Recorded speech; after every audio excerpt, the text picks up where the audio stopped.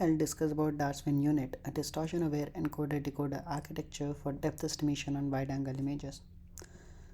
Now, to understand about wide-angle images and their drawback, consider this 360-degree panorama, and I want to capture this wide scene from this panorama. With narrow field of view camera, what I do is capture different scenes at different angles and stitch them together. But with wide field of view camera, I can do this with only one camera with a wide-angle lens to get an image like this. But this image comes with distortion, and the distortion increases as you move away from the center of projection, as you can see here. Furthermore, different lenses can have different type of distortion depending on the characteristics they possess.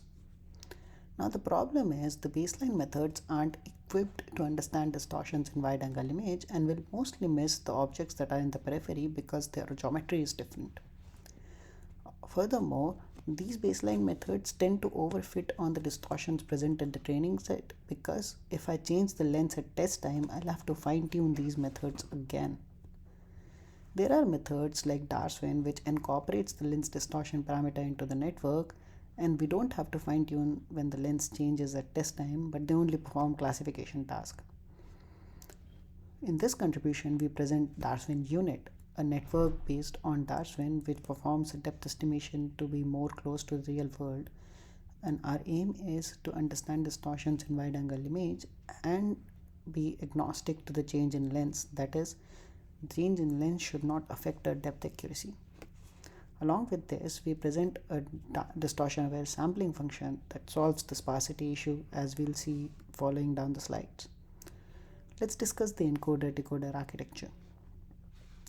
We'll discuss DarSwin first since our network is heavily based on that, and like any other vision transformer, DarSwin has three main network: image partition, where they divide the image, token embedding layer, a representation of each patch, and transformer. Let's discuss each module separately. Let's start with image partition. Unlike traditional network, instead of dividing image into Cartesian patches, considering the radial nature of wide-angle images, DarSwin divides its image into radial patches.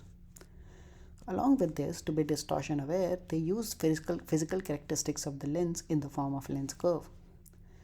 To understand the lens curve, consider a wide-angle lens, shoot a ray at an angle theta I, which projects an image at a distance Ri. Using these two values, you can plot a curve. Now, you can divide this particular image, let's say, in 4 parts, and instead of dividing radially on the image plane, DarSwin uses distortion curve, divides the incident angle into equal parts, and restructures the image patch based on the radial value sampled from the curve. By this, you can adjust the amount of attention paid for each patches according to the distortion of the lens. Also, it can adapt to any given lens. For example, if I change the lens, the image and the curve changes, I can again restructure the patch, again adjusting how much attention I want to pay for each patch. Now that I have done partition of the image, I want to linearly embed them.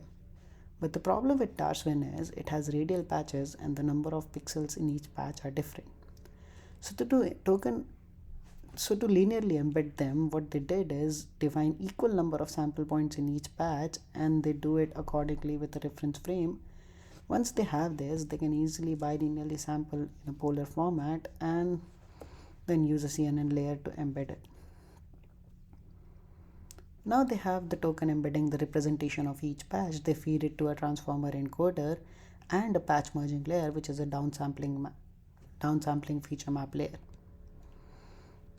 DarSwin presents a 3-stage encoder network to perform classification task. Studying from Swin-Unet, what we do is we copy this architecture into decoder, but instead of patch merging, we have patch expanding layer, which is feature upsampling part, and we perform depth estimation task.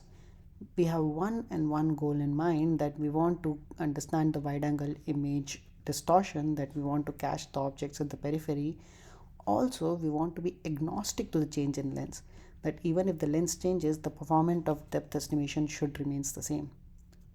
Now to do this task, we use Matterport dataset where we have a panorama and we capture wide-angle images from this panorama at different yaw angles, so that we can capture multiple wide-angle images from a single panorama. Now, to understand the adaptability of our network, we create a training setup using a spherical distortion projection where it has only one distortion parameter, as you can see psi, which ranges from 0 to 1. Each distortion parameter represent a new lens. Here we have 4 mutually exclusive training setups from very low to high distortion. The idea is training on each of them separately and train of them all of them together to understand the adaptability of our method. An example is we train on low distorted images like this and test on all the other distortions which are not present in training set. As you can see, the performance accuracy of the baseline decreases as you move away from the training distortion. The performance accuracy here is depth accuracy, but DarSwin curve remains relatively flat.